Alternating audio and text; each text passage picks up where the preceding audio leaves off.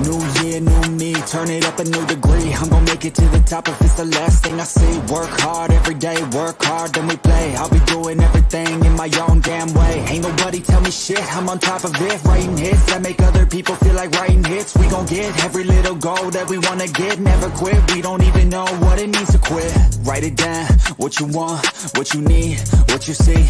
Everything that you wanna be, put it out in the world, that's your destiny. In your mind, what you need is that I believe I'm gonna make it to the top, cause I never stop. My own switch doesn't have enough. I think it's broken, I think it's lost. I guess that's why I never take a loss. New year, new me, no fear, just be everything you wanna be. Write it down, what you see, don't give up, just believe and you will succeed. Put the hours in, and you're bound to win. New year, new me, no fear, just be everything you wanna be. Write it down, what you see, don't give up, just believe and you will succeed. Put the hours in, and you're bound to win. Make a deal with yourself that you'll get after it. Find something that you love, call it passionate. Or find some passion and leaving behind, gotta quit. Your journey starts now, time to make it happen then. You could be great, have it your way. Served up like some room service on a nice plate. The high life is only hours a day away from making a change to the life that you chase. New year, new you, new day. Go prove to yourself you could do anything you wanna do. When you set your mind to something big that you choose, break it down to the root, chip away, gotta move. Push past all your limitations. Right now consider this an invitation. Make your worth go up like inflation, and start chasing your dreams, stop waiting. New year, new me, no fear, just be everything you wanna be. Write it down, what you see, don't give up, just believe and you will succeed. Put the hours in, and you're bound to win. New year, new me, no fear, just be everything you wanna be. Write it down, what you see, don't give up, just believe and you will succeed. Put the hours in, and you're bound to win.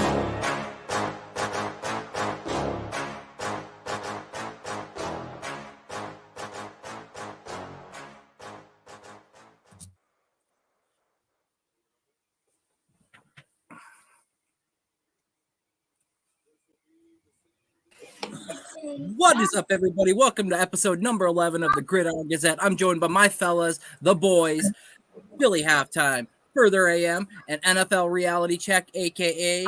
AK. Wait, man, there's a lot of AKs in there. How's everybody? Good. How are you? Good. Good. Yeah. Listen, man, it is Friday. We're getting ready for some college football tomorrow, and then the NFL starts on Sunday and ends on Monday. So football's getting ready to get on its way here, and that's what we're here to talk about. So That's absolutely right. Not wait. If everybody could, if you're just showing up for the first time, or you've been a long time watcher for the last 11 episodes now, please make sure you like and subscribe to everybody on the panel. Great bunch of guys here. Most of us are Eagle fans. Actually, all of us are Eagle fans.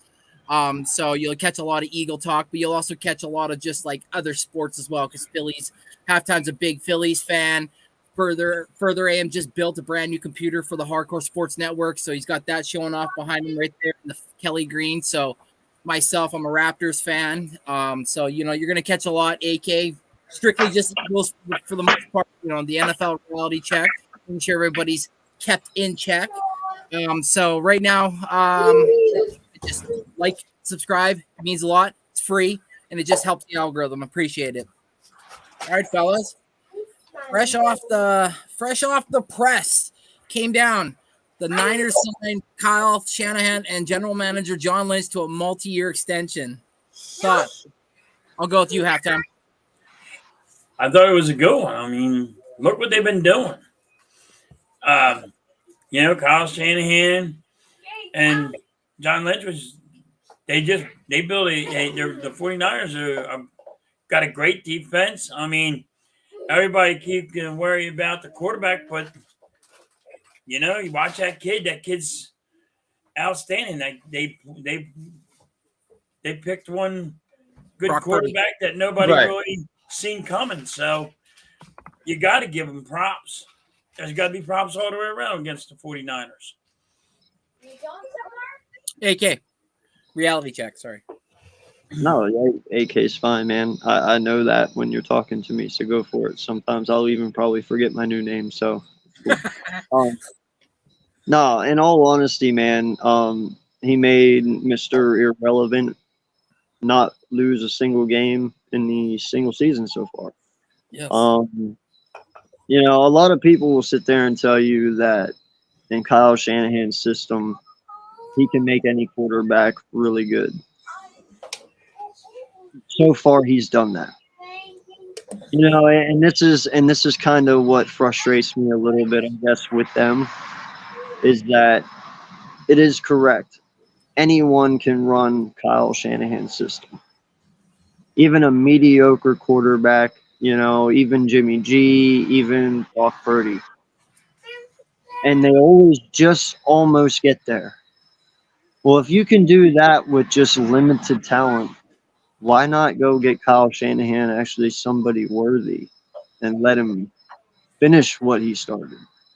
That's the only thing I question is why keep going mediocre? If he is truly that talented and this system is that good that you can make any quarterback look really good, then why not go get him a really good quarterback just to kind of seal the deal? It makes no sense, man. I don't know. But I love San Francisco. I love their defense. I love what they do. It's just I'm very frustrated on the quarterback situation, man, because I feel they could have gotten way more so many times and they just choose not to. Further. I like it. It's great. Especially after what we saw with Brock Purdy and Christian McCaffrey. And how that offense was doing really good with Kettle as well. I think it's a great, and I'm a huge fan of Kyle Shanahan, so I think it's a great fit with the 49ers. I think he finally found a place that's right and perfect for him. What do you think? Yeah, it's actually kind of funny because I actually think Brock Purdy saved their ass, to be brutally honest with you. Oh, yeah. That debacle of what's his name there, Trey Lance, and how they fumbled that bag horribly after getting all those first-round picks up to go and get him, and even still to this day, we're questioning what quarterback is he? I mean, we haven't even really seen a good sample size of Trey Lance, and then they ship him off for a fourth rounder to Dallas. So it's like at this point, Brock Purdy's what saved their ass. Otherwise, I don't think those extensions come this way. It's completely, to be brutally honest. And I think last night's shellacking of what they did to the Giants was like the final pen to paper. Like they're like, okay, so Purdy's okay. Okay, this is the guy we're going with. Okay, they wrote it. They wrote the check, multi-year extension. Here we go. So for me, it sucks because, as an NFC East foe, not East, but an NFC foe, we got to play them at some point. And, if there's one thing about John Lynch, he ain't afraid to go and pull up the trigger to get a player. He did it when he went and got Christian McCaffrey, and he'll do it again when he wants to go and get somebody else. So the guy's willing to pull the trigger and make the moves. We've seen it with the moves with Trey Lance. So I'm not afraid. So with that being said, obviously the organization's fine with it. But like AK said, it's like, if that was the case, why not take those draft picks and go and give them to a team that was like, you know what, I wasn't expecting that. I'll take that. I'll take that quarterback, and then let's go to the sky's limit where it's like all of a sudden we're unstoppable, and they're the next Brady Belichick era where 6-7 championships and it's unheard of or whatever. But they keep fuddling around with the quarterback position, and maybe they fell into one, as they like to say, pause. But Brock Purdy right now is proven, like halftime said, he just keeps winning. Other than us in the NFC East game, but you just hope the best for the kid. But man, his stock is going through the roof. Watch out for his contract when it's all said and done. Well, and they really lose that run game, that offensive line.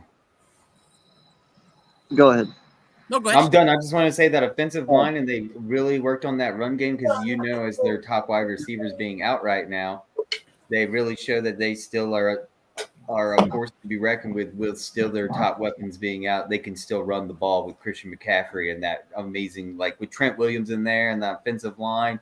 They're just unstoppable force. There's a lot of injuries on the 49ers. You have to remind there's a lot of IRs and outs and questionable players. So for them to literally do and perform as they did was very exceptional. I thought it was good. I know it's the Commanders and stuff, but I thought they did very well. And we'll see the 49ers in the future. And I can't wait for that battle with the Eagles because I know once again we're gonna I'll say it, we're gonna whoop that ass.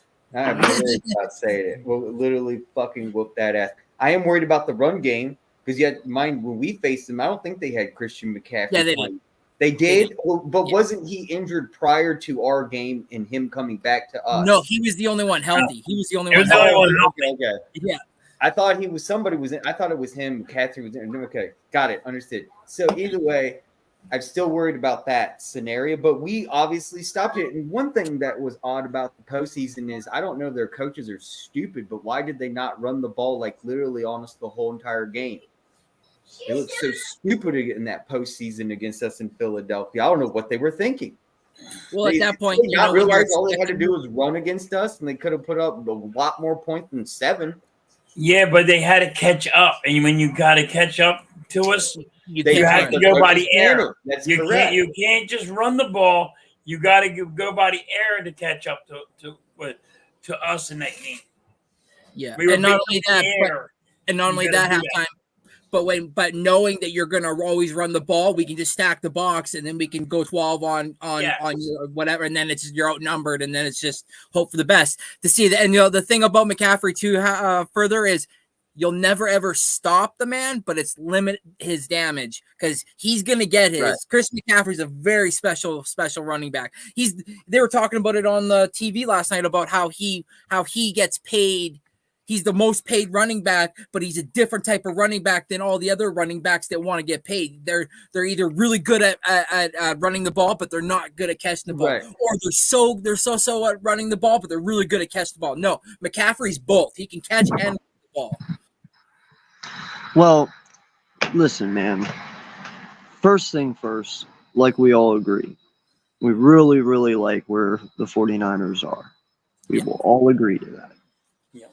But I have to sit here and honor my name, truly, and be honest.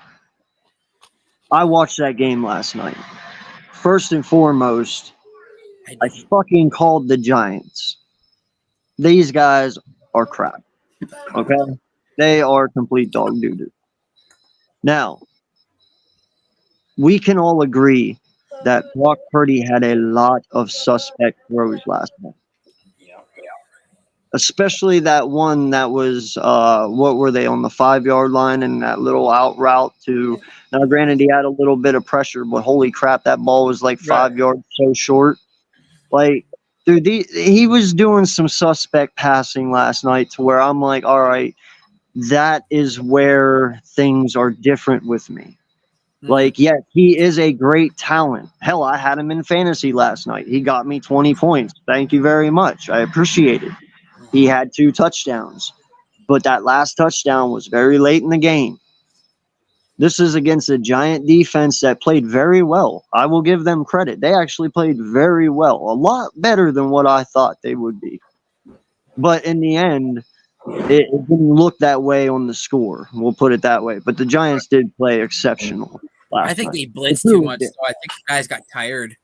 Yeah, but they played a strong first half, Randy. I do.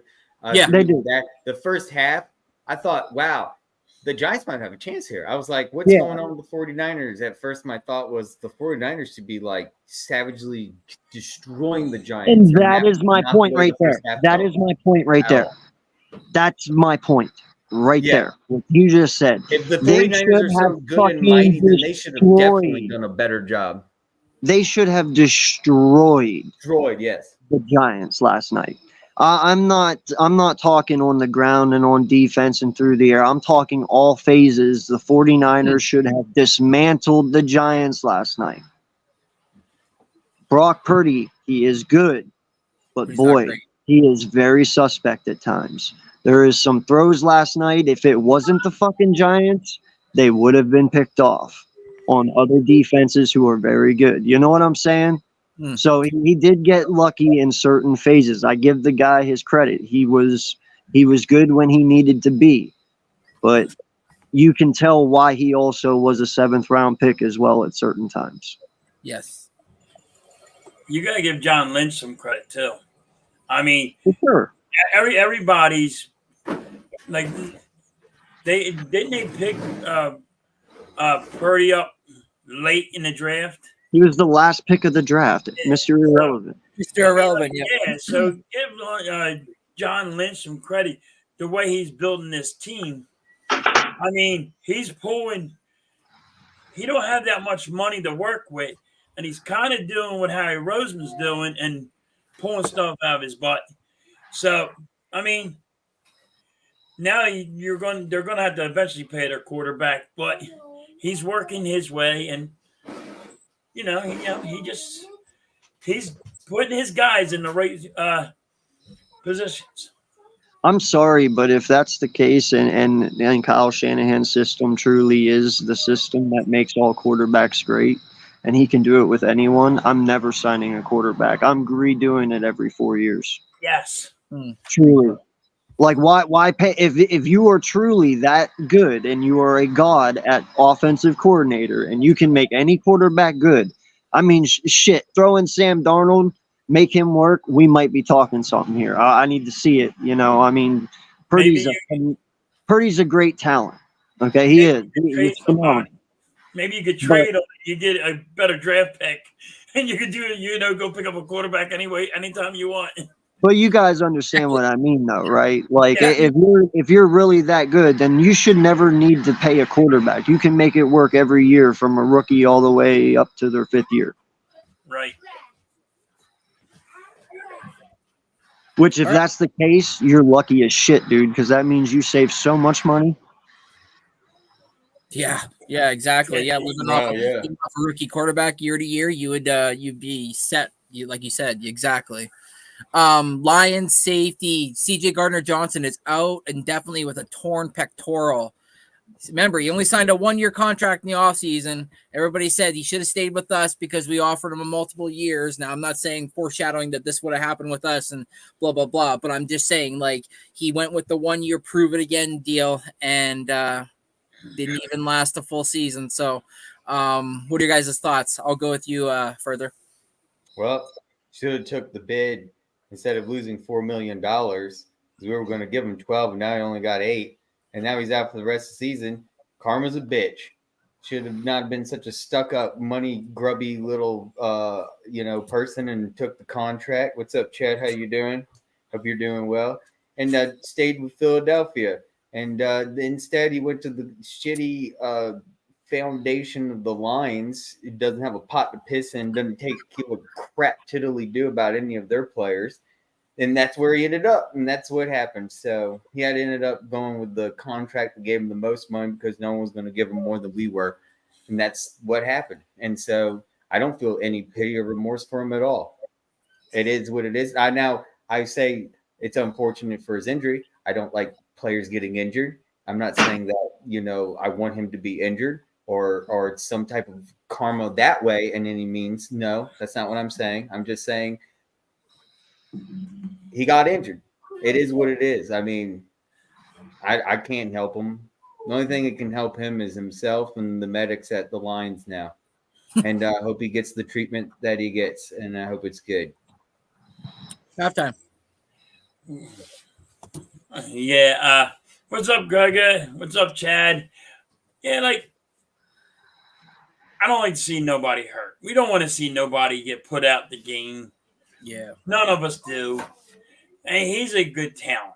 Not going to knock the guy for his talents. He's very good. We wanted him on our team. It ain't like we didn't want him on a team. I'm not going to say that.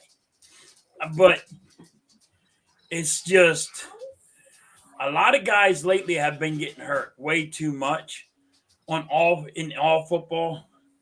I mean, this is the second guy that tore his pectoral muscle. Was he working out and then strained it, and then when he got into the game, then that's where it blew up. Nobody will know that one, but maybe the first game he led with his shoulder and it got maybe a little bit of a hairline fracture. It didn't hurt him and everything, and then all of a sudden, like you said, maybe he was working out, and then all of a sudden he felt something, and oh shoot, Yeah. So you never know what happened, truly, because you could could have been working out, could have done something that done it. It happens. But nobody here or nobody should want to watch somebody get hurt and be cheering that they got hurt. Yeah. But I mean, I feel bad for the guy because I wanted him on my team because how good of a talent he was, how good of a talent he is. Nobody wants to see that kind of guy. You want to see the best out of everybody.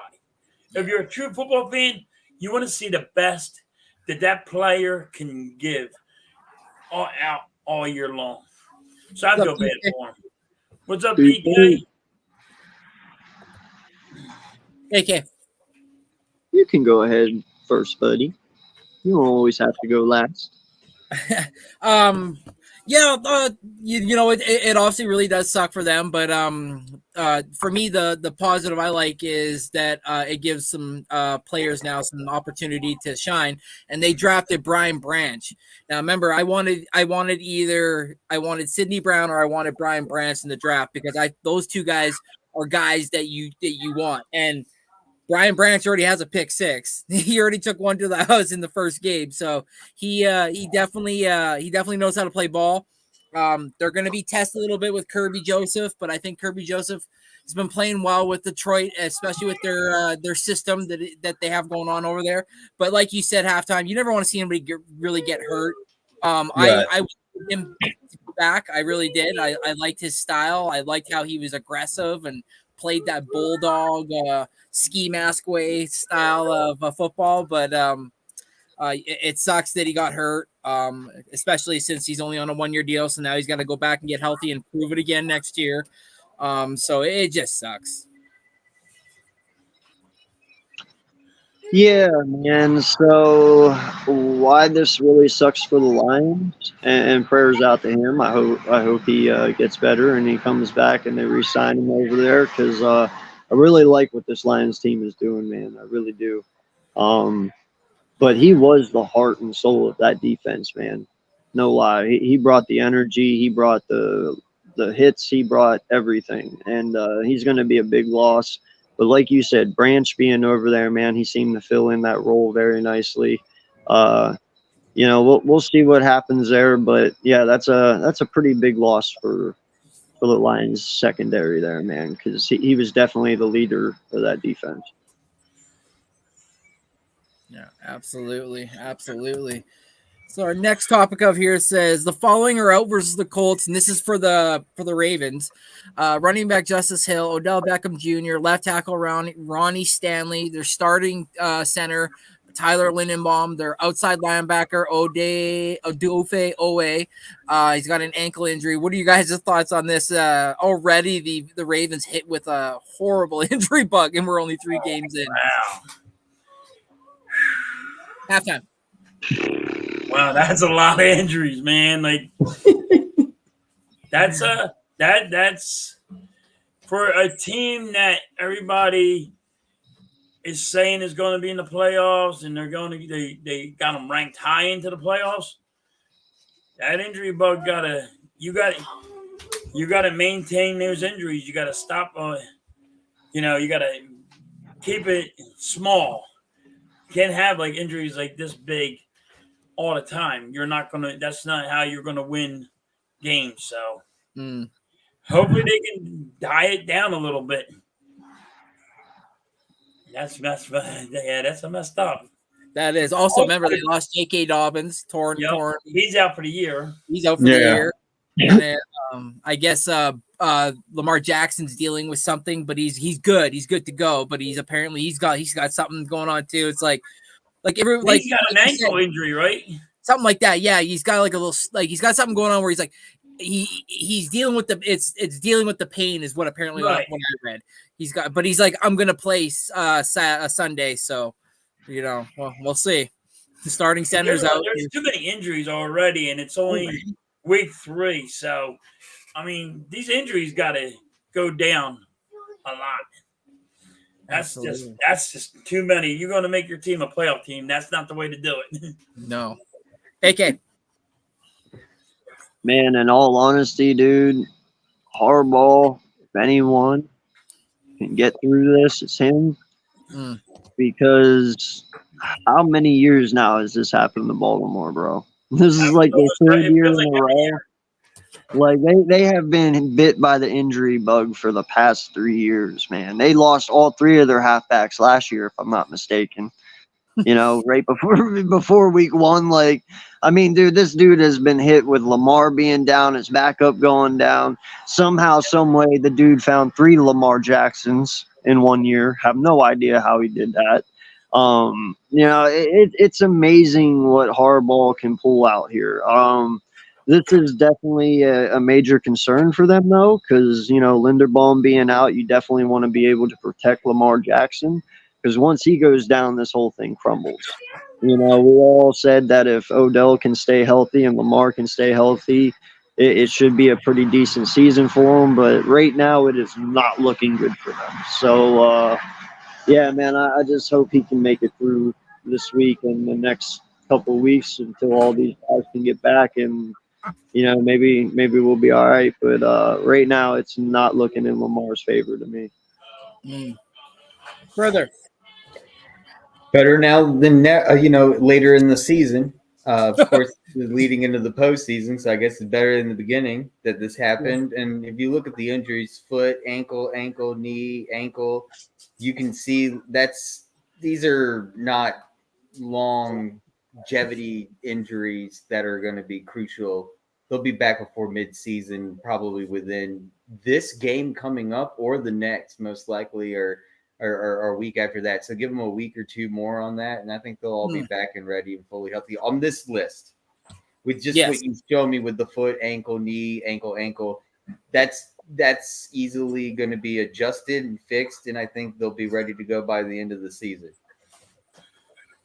Yeah, for me, it's like, man, typical OBJ. Always, he always seems to show up on the injured list. I mean, that guy can never go through a full season without having something wrong. But for me, the big standout, the one that kind of glares me in the face, is that center Tyler Lindenbaum. Man, you lose your center, that's like, we all know what's like with having Kelsey. That's their Kelsey. I'm like, if not a lot of people know about Tyler Lindenbaum, the guy's a stud. The guy's definitely a stud. The guy can play center with some of the best. He's just doesn't have the luxury of being flourished a lot like other. He's not there yet, but he's on the verge of getting into the Hall of Fame. He's not there yet, on the verge of getting into the Hall of Fame for sure. But he's up there getting with Kelsey.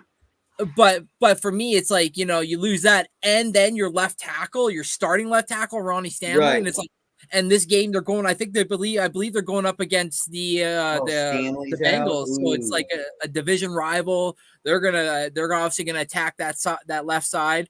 But yeah, it just sucks. Going to Colts, right? But it's against the Colts, right? Oh, it's the Colts. Sorry, Colts. Yeah, they already played the Cincinnati. Yeah, that's right. They already did just play. So it's against the Colts. So it's not like they might end up losing. Where is it going to be at? First off, is it going to be at Baltimore or the Indianapolis?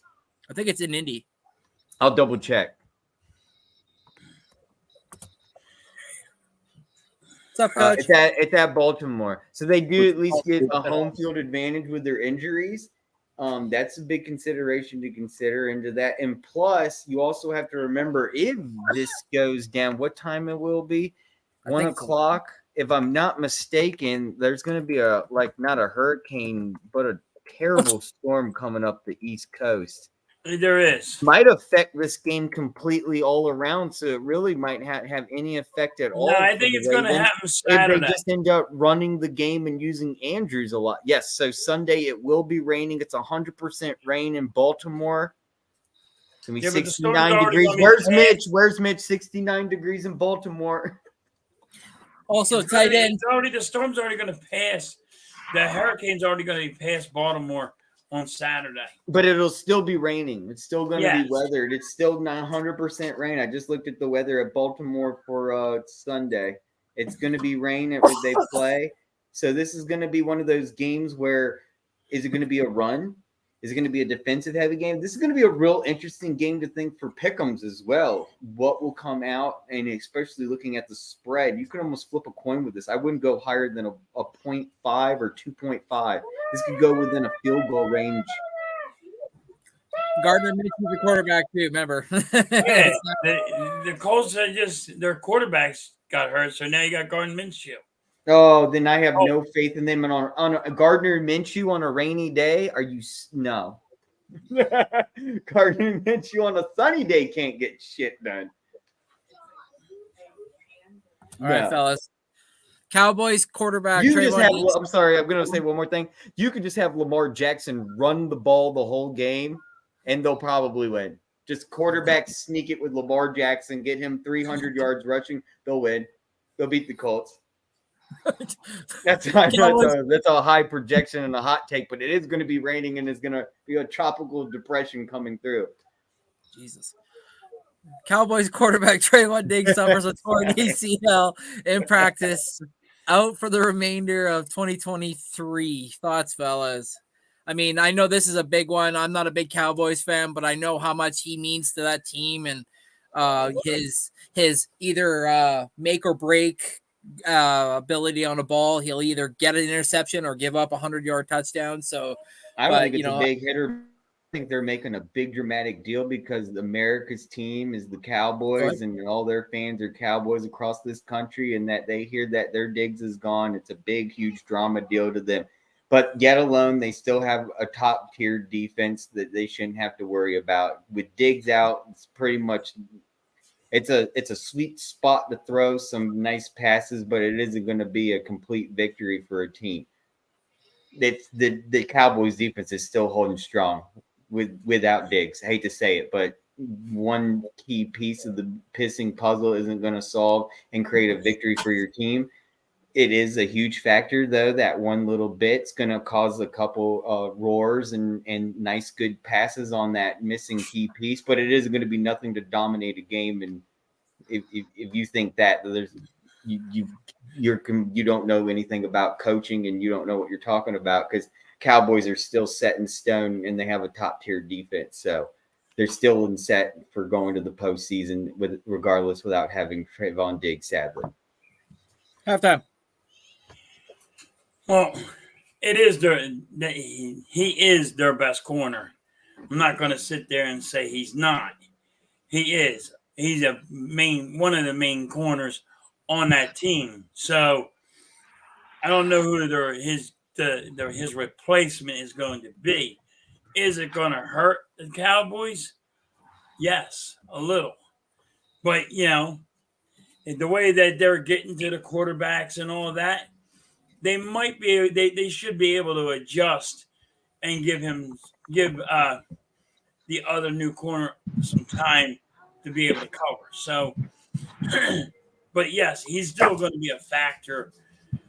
That he is still a big piece when the Cowboys are going to miss him.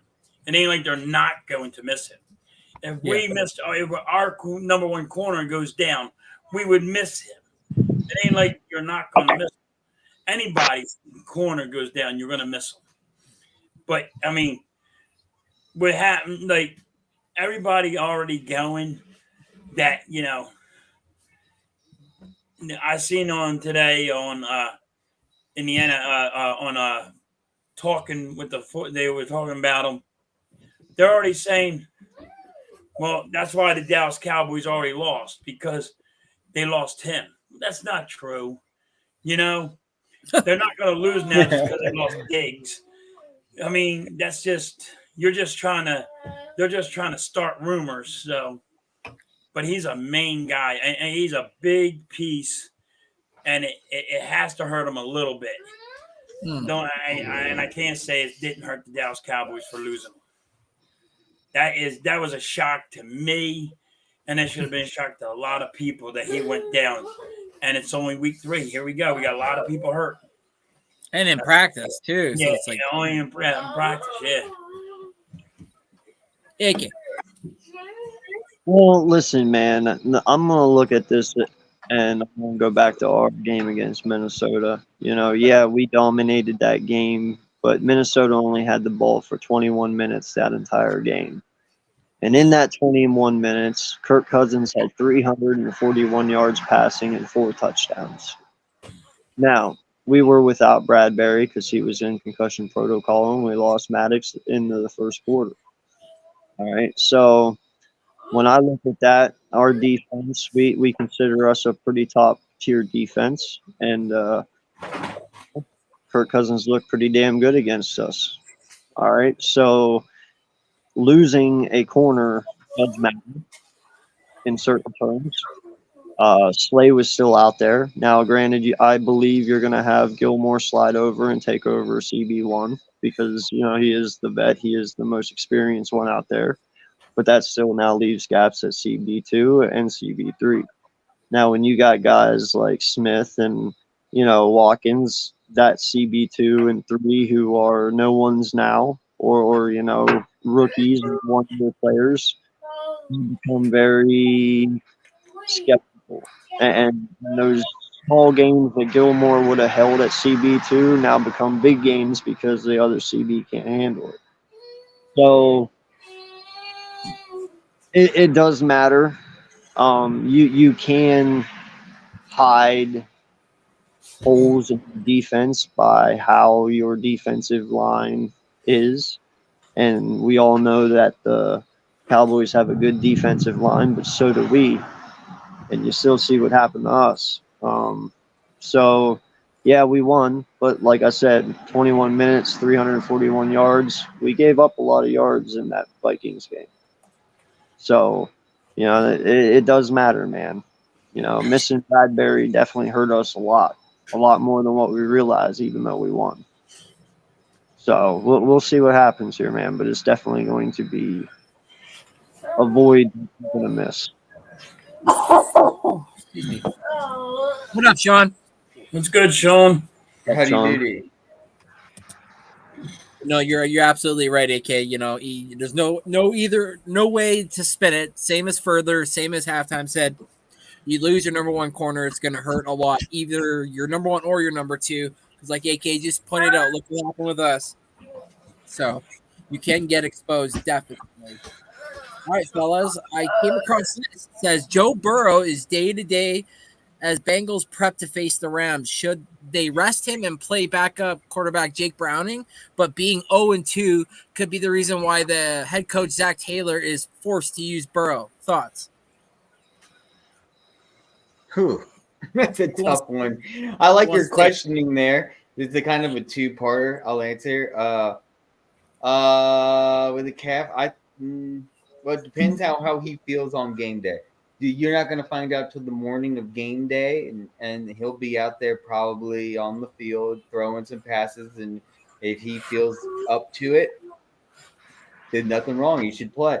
If he doesn't, then nobody should Burrow to play. And if you go back to the question real quick. Oh, sorry. If you don't mind, sorry. And if you think it's because of the head coach Taylor, then head coach Taylor should be fired then, because his ass is already on the line, and then throwing Joe Burrow on the line, which could end possibly an elite future quarterback, then I'd say Taylor has to go. I'd rather keep Burrow over Taylor than sorry. But Burrow's actually a considered a future elite quarterback, and possibly could be an elite quarterback in the future. You just throw him out there and he's not feeling like up 100%, or should I say like 1,000%, 115%, where you say more than 100%, and you just throw him out there because you think your ass is on the line for as a head coach for failure, then you deserve to be fired. That's all I have to say about that. AK. All right, so listen, they don't play till Sunday.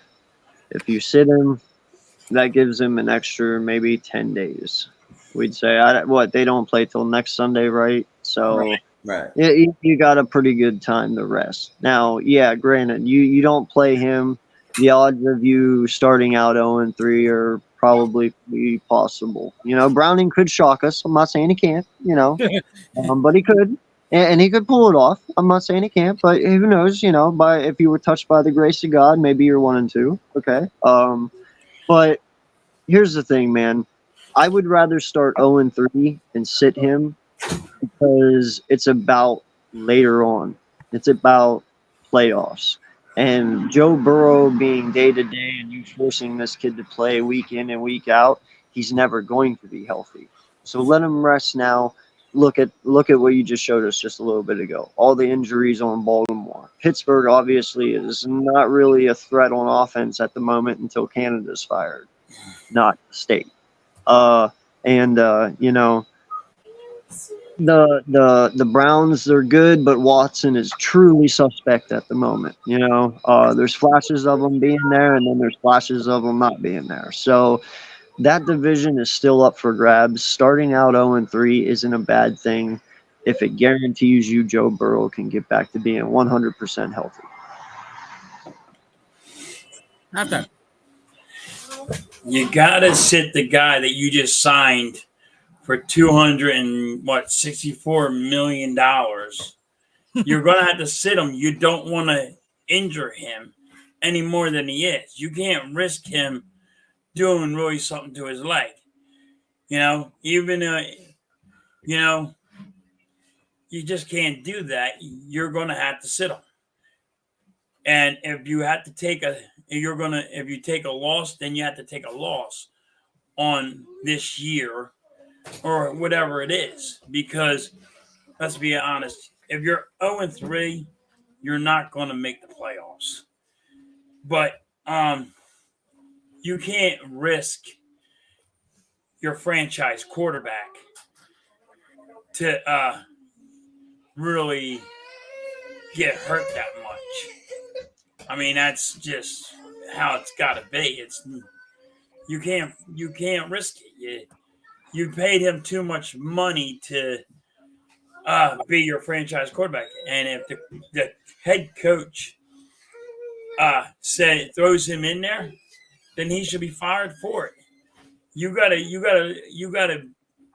be really you gotta really think about the long term with him. Yes. And he's always hurt, so sorry for my kid crying. I love Georgia. That's awesome. He gets hurt a lot, so yeah. So he gets hurt a lot. So I think you got to sit him this week. Yeah. And by the way, this is at the Bengals. This is in Cincy. It's in Cincy. Yeah, it's the Rams versus. Who did? It's at the So it's at the Bengals Stadium. So it probably would be most beneficial that they give their backup quarterback that home field advantage and just let Burrow sit, because this was the one thing if it was like at the Rams Stadium, but we'll see.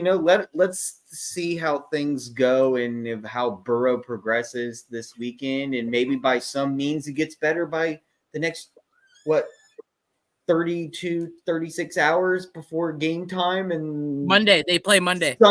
Monday. So he gets 2 days, 48 hours. So great. So he gets more. So Monday we'll find out, warm up, we'll stretch him out, get the trainers working on it and see if his calf impresses. And even if he says he's 100%, the trainers are going to literally bandage up that calf so he can't even move. It's going to be like a boot, and then he'll get a shot just like they Mahomes in the Super Bowl against the Eagles. So it is possible Burrow could potentially still play, but like I think we were talking about, I think it'd just be beneficial that he just stayed out. Especially against Aaron Donald. Yeah. I don't know if I want to be taking on that front. I mean, the Rams have surprised a lot. Yeah, because he can't run. Burrow likes to run and scramble because that offensive line is terrible. Yes. That Bengals offense, I feel so bad for Burrow. He's running for his life. No, so do I. I agree. Yeah, I think that they should just honestly, even if he says he's fine, I think they should just play Jake Browning. You just paid like you just mentioned, you just paid this man close to $300 million. I mean, at some point you have to think about the longevity versus right now. You're already 0-2. I know the record of teams coming back from 0-3 making the playoffs is a big fat 0. So it's like maybe like AK says, maybe they got bunch of horseshoes up their ass and they're just ready to pull them all out and say this is the season. Who knows? But honestly, I think you need to think about the kid's future rather than right now. And I think he should too. And I don't think he should come in and say, "Oh, I'm fine" if he isn't, because you gotta be there for your team 100%, just like you expect them to be there for you. So, it really is a crappy situation for the kid. But let's hope that he's a quick healer, though. That's for sure. So, next question I have here for you fellas is the Bears defensive coordinator Alan Williams resigns from his position with the team. Is this just an added distraction to an already bad start to the season? Mind you, they're already 0-2, and the stuff that Field said in that interview. So your guys' thoughts on this? I'll go with you, Mr. Halftime. Dude, the Bears are a dumpster fire. And listen, I don't think Justin Fields is a good quarterback. Never thought he was the guy for it. He needed a lot of work. But now looking at all this, is it the coaching that can't get this guy over the hump and get Justin Fields where they have to be? Because now you have this guy has the FBI and everybody looking into him because he got into some stuff. I don't even know what he did. Nobody will say what he did. Yeah. But it's That's how you know it's super really sketch. strange what's going on. It's like, what the hell are you guys doing? Like, it's the whole organization. I mean, if I was the owner of the Bears, you would have to really step back, look, and blow your team up from the head coach, from everybody right now, because you're a dumpster fire. The quarterback's saying it's the coaches. It's also blaming the wide receivers. And it's like the quarterback's blaming everybody except him. And then this comes out. Like, is it really the quarterback or is it all the coaches that are on I'll tell you whatever right they're now what it doing? is. Like, the FBI's out and raiding somebody's home. Like, what are you doing that the FBI is at your house raiding it? You got to be doing some really fucked up shit. They don't just come to anybody's home and raid it. So, like, the Bears are just a dumpster fire. And I think way more stuff is going to start coming out on all the Bears stuff. Because you can see the wide receivers are not happy with their quarterback. The offensive line ain't happy with him because he's throwing everybody under the bus. Like, yo, what are you doing, dude? You can't do that. Imagine if anybody else's quarterback did that. They would just open up the line, go get him. Yo, buddy, learn how to take it. You're going to get an ass whooping now. We'll show you. It's a bad. Are the Bears going to become like the enemies of the NFL right now? Like, on everybody, are they all going to be the biggest target now? All the reporters are always going to target on them. You know what I mean? But it's going to be interesting. Oh, wait. So I found out real quick. Let's just clarify things up. That is a rumor on social media started. The FBI did not raid his house. That is a complete 100% fabricated rumor started on social media. We don't actually know what happened, but there was no raiding of his house by the FBI. That did not occur. That came out by the Bears administration and announced there was no such thing. That was complete just social media lies. Yeah, no, it's not.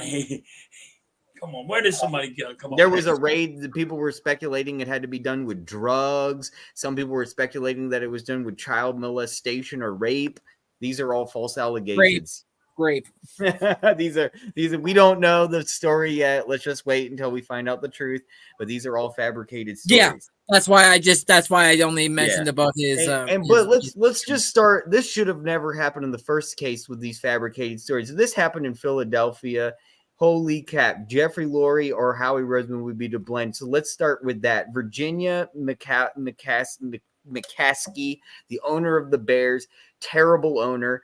She should literally resign and pass it on and sell the team to someone who's more accurately able to actually run a franchised football team, because she has no idea what the fuck she's doing. And then she hires literally last year general manager Ryan Poles, who was the literally ex-offensive lineman from the Bears. Something odd's really going on in that front desk. And I think it goes even higher than the coaching. This has to do with the administration. They have a young GM that has no experience at being a GM or an accountant whatsoever in that field, or a player scout, and top of that, including the draft. And then you have a inadequate owner GM in Virginia. She's not good owner of the Bears. Sorry. It's just not trying to be sexist or anything like that. Just she's not good. She's never been good. She's not good. She won a Super Bowl off her husband, and then when he died, she won a Super Bowl off what her husband had created, and then she's done piss poor since. She got rid of Buddy Ryan, has done nothing since. Yeah, Matt Eberflus is not a good head coach. With the Bears, the Bears don't exist anymore because of her. The Bears started because of her husband. Yeah. AK. I really got nothing. If I was a Chicago fan, I'd be just, God, just please die. No offense, I hate to say that, but just leave. You gotta go. You have to go. Just like you're like the Queen of England. Just when's the time? Like how old you're getting there? Come on, we gotta get a GM. Let's football. Let's win. I say that. What is wrong with you? I'm sorry, I'm a fucked up person, but come on, it's time's ticking. It's 2023 now. Yeah, well, It's not 1983 anymore. don't worry. That's she's like 98. So I mean, there's not. I'm going to hell. Like that's what I'm saying, man. Like I understand. Like maybe, you know, she's not the best anymore, but she's not unique.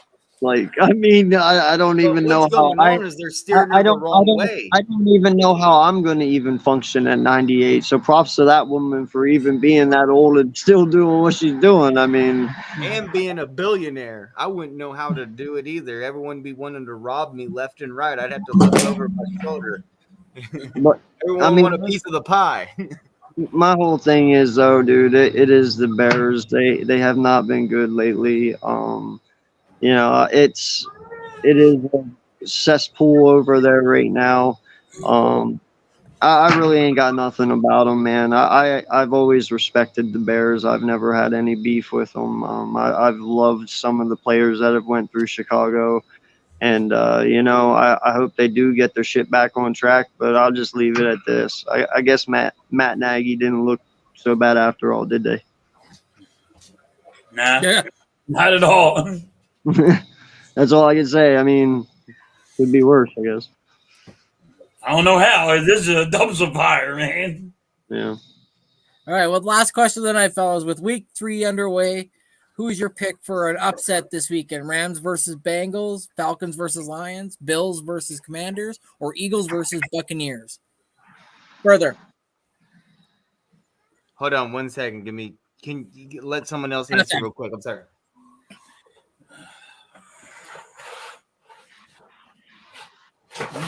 Bills.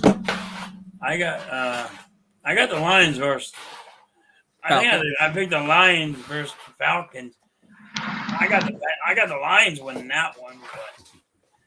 But these are all good games, though. Mm-hmm. You don't know if Joe Burrow's playing, so if he don't play,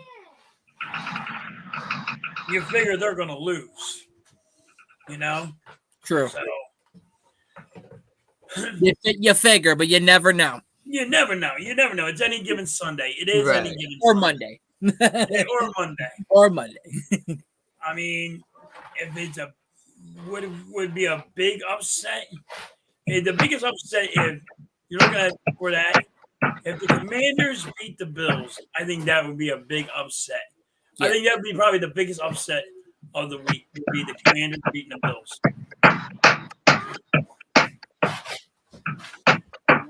Okay, well, Right. Okay, AK, why are you beating up your teddy bears? I'm back. wait, what? Yeah, what are you beating up over there? Your teddy bears? Yeah, something's Oh, going on. tapping my table. That's me tapping my table with my finger. Oh, you're tapping your table. Yeah, no, I'm gonna say this, man. If we're gonna go with any upset, I saw it in the chat earlier. Man, I told you guys this before even week one. Washington Redskins, dude. If Sam Howell can just be mistake free and play competent football and just be adequate in a system, he will be okay and he will do just fine. And you know what? The first 2 weeks, this kid has went out there and he's done his job and he's done his job well. He's had over 200 yards both games, and he's done it with, a team that is still rebuilding and still has a lot of young talent on that team. So I'm going to go with that upset. I like it. I think it's going to be a good game, and they can walk away with this one. Okay. It would be crazy if they beat the Bills. The Bills, if they lose that game, they might have to fix their team. Mm-hmm. Halftime. Further. I'm just still looking at the schedule. One would be good would be the Jets beating the Patriots. That's what I just saw. How about the ones on the screen though? He's giving you the ones. Okay, on the just the only ones on the screen. Okay, just the only ones on the screen. Then I would only go with what just AK said. I would just go with the Commanders beating the Bills. I think that would be a huge blow to the Bills. And by the way, I just want to know where's that game being held at? In Washington. It is in Washington, so yeah. I mean, well, yeah, it would have been a better upset if it was the Commanders beating them in their home field in Buffalo. That could have been a real stick it right to the Buffalo. But I'd still go with the Bills versus the Commanders. The Commanders win this one, and they do really need to win this. I don't know how they're going to pull it out, but this is one of those must-win victories. They need to get their shit together. They want to follow along with the rest of the group and try to win the NFC East. Otherwise, they're just going to repeat last year and kind of do mediocre, and they're not going to get it done. They might make the playoffs in a wild card, but good luck. It's better to always win your division. It's good, Daniel. How you doing? But yeah. For me, obviously the big one is obviously the Bills versus Commanders. But I'm really interested in the Falcons versus Lions because I really want to see what Bijan does against a really solid defense that attacks running backs. But obviously the one I'm mostly invested in is obviously the Eagles versus the Buccaneers. Obviously the Bucs are obviously 2-0. Baker Mayfield's playing himself. Into conversations of maybe being the comeback player of the year or something like that. So who knows? But can I tell you my true upset of the week? My real true upset of the week. Okay. And this is at the Cardinals Stadium. I do truly believe the Cardinals will beat the Cowboys at Phoenix, Arizona, and that will be the biggest upset of the week. And I'm going to be dancing around going, Eagles win the Bucks and the Cowboys fucking lose. Let's go. Let's go. Eagles are number one. Come on, guys. We're all Eagles fans. You know you want to hear it. Center for the Dallas Cowboys. The center for the Dallas Cowboys might not be playing either. Yeah. He has a high ankle sprain, and they say he's most likely not going to play. That would be a huge blow for the Dallas Cowboys. Yeah. that they lose their center. And they don't have Diggs right now, and they're in apparently one of the worst turfs in the NFL at Phoenix, the ex Super Bowl stadium. It's not like it got better. It's not like they changed the field. We all know the moment Arizona realizes they're winning, they're just going to start losing. I mean, that's what they did last week. Once they realized, oh shit, we're going to. They have Zach Ertz coming back. Zach Ertz is back, and Chad. I read your message earlier. If you're still here, Chad, yes. Zach Ertz, the man. I wouldn't trade him either on your fantasy. And also, yeah, dude, I think Zach Ertz might be the one shocker on this game. Chad, throw to Zach Ertz. I appreciate that, dog, but I am too old and too injured to be whooping someone's ass. That's my upset of the week, though. Cardinals whooping the Cowboys. Eagles become number one in the NFC East. Well, if that happens, bro, props to you, sir. Giants lost. Commanders, I highly doubt are going to win, even though they might throw this upset against the Bills. And even if they do, they don't have the points like we do on victories. It would literally have to be the Cowboys losing this week, or otherwise we'll be tied remaining with the Cowboys. So fuck the Cowboys. Go Birds. I don't like the Cowboys, but I don't even have the Cowboys losing to the Cardinals. Yeah, that's probably the truth. That's my upset of the week. So I figure if I pick the Cowboys to win, I'll jinx their ass and I'll lose. Oh, I don't have a problem with that. I don't gamble, so I don't care about those whole jinxings and gambling odd things. I say what I say and I mean it. And I think this week was one of those weeks. It's going to be hard for the Cowboys to come out with a victory with their injury report and going into Phoenix, Arizona. I mean, the Giants, let me reframe, because next shift, you were there on Tuesday on MK Headlines, and I believe I might be the only one with this statistical stat out there. The Giants were what was it? The Giants finally beat Arizona Cardinals for the first time ever in Phoenix since 2001, before they were in St. Louis. First time. I mean, they've beaten them at MetLife. Well, previously the last time was 2011. But before that, they hadn't beaten them in Phoenix, Arizona ever. The Giants won the first time ever, just like last year where the Eagles won in Phoenix, Arizona for the first time ever. It's so hard to win in Phoenix, Arizona. Everyone thinks it's an easy win to go to Phoenix, and it's this dome, and their field sucks. It did.